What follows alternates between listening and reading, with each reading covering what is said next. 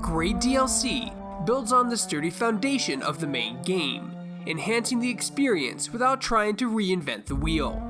Does Peril on Gorgon, the first DLC for the Outer Worlds, accomplish this? That's the HPS difference for you. Service with civility. Or is this expansion better left off to other spacefaring adventurers? Query. Are you upside down? Find out in our review.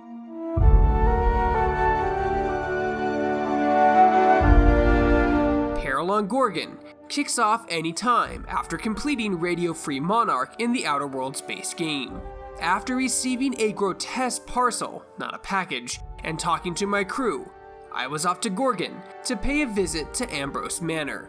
At least this won't be boring. Minnie Ambrose, the daughter of Olivia, hired me to find her mother's journal and restore her family's good name. You see, Olivia Ambrose headed up Project Gorgon, a disaster that led to the Ambrose family being ousted from high society. My mother, Dr. Olivia Ambrose, worked for Spacer's Choice at the Gorgon Research Facility. She was brilliant, the top scientist in her field, until tragedy struck. After exploring the manor and a quick chat with Minnie, I took the Unreliable and my 6 companions to the main landing pad of Gorgon. Welcome to Ambrose Manor. We were not expecting company. The moment I stepped off the Unreliable, I could tell that I was playing the Outer Worlds. But this place had its own vibe that made it feel unique from the base game. Gorgon is an asteroid, meaning lots of rock and little vegetation, with high cliffs. Traversal is limited to passing through the asteroid's ravines, which can get confusing at times. More than once, I found myself unsure of the correct path to get where I was going. But there's no shortage of interesting things to see on Gorgon. It's never far to the next small cluster of buildings, begging to be looted and explored.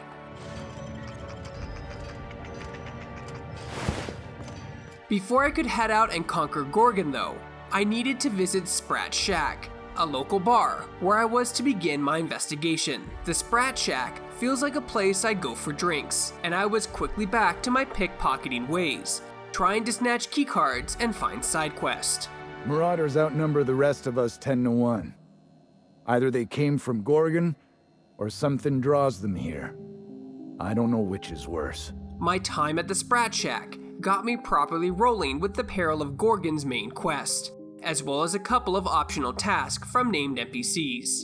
Unfortunately, I didn't find a lot of side action in Peril on Gorgon. There may have been 4 or 5 side quests, but I was expecting more.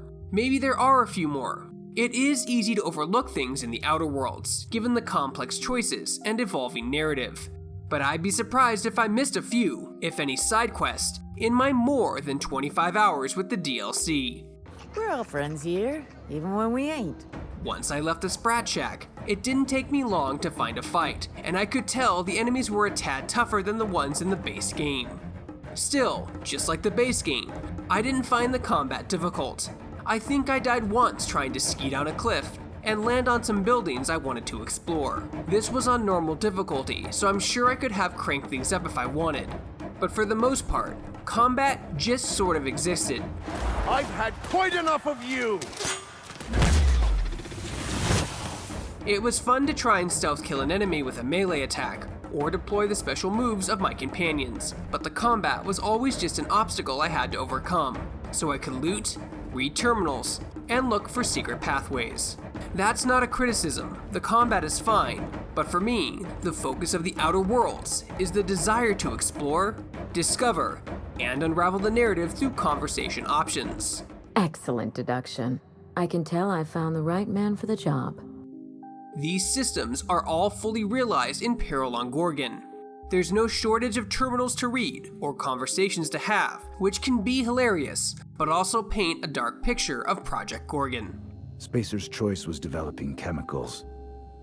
The kind with nasty side effects.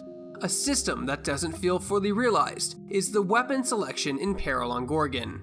There are unique options and even a cool quest that leads to a nifty tool of death, but mostly I was just selling or breaking down guns for parts and currency. It doesn't help that tinkering with a weapon gets ridiculously expensive without a perk. So forget beefing up those cool science weapons from the base game to be competitive in the DLC. I'm sure I overlooked or skipped a couple, but I didn't feel drawn to chasing weapons like I did in the base game, and I miss that. I don't mean to sound prim, Captain, but there's gotta be a better way to ask someone to do you a favor. What I did enjoy about the loot in Peril on Gorgon was the armor. I used the term loosely since most of the items didn't provide a lot of protection, but quite a bit of headgear looked cool and had some unique bonuses that could push my build to the max. You'll need this gear too. Some of the locks and terminals in Peril on Gorgon require 150 lockpicking or hacking, respectfully. Gonna puke. No, it went down. False alarm. Peril on Gorgon builds on the base game and takes things up a notch without overdoing it. Players can truly play the way they want. There are oodles of ways to create and respec characters, and each quest features different options for how things can play out. Picking an NPC's pocket before talking to them opened unique conversation choices, and I was tempted to blast just about every character I met in case they had a cool gun I needed to add to my collection. It's a second helping of a delicious holiday meal. It might taste similar to the previous helping, but you're going to leave the table thoroughly satisfied and counting the days until the next big feast. For more DLC impressions and everything else gaming related, you're already in the right place. You're on Shacknews.com.